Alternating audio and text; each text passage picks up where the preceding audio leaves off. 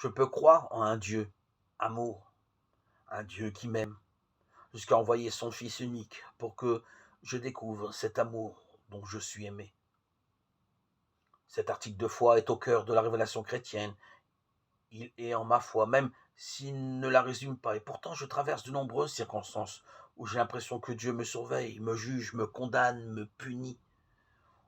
On entend souvent l'expression «Qu'est-ce que j'ai fait au bon Dieu pour qu'il m'arrive cela?»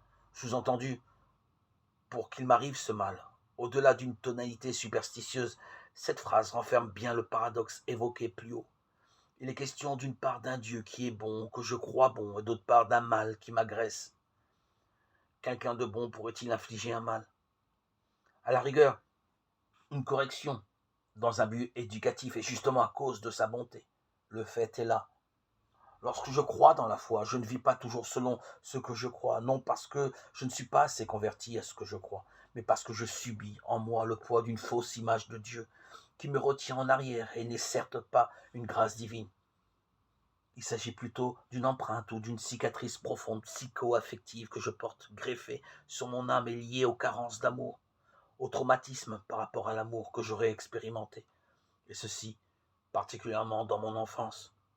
Il est vrai qu'un enfant aspire à bien plus d'amour qu'il ne reçoit de la part de ses proches, de ses parents surtout, même si ceux-ci sont admirables et l'entourent d'une affection toute spéciale. Chez l'enfant, tellement plus que chez l'adulte, conscience d'amour et conscience de Dieu sont étroitement mêlés, ce qui explique que ses désirs d'être aimé sont considérables.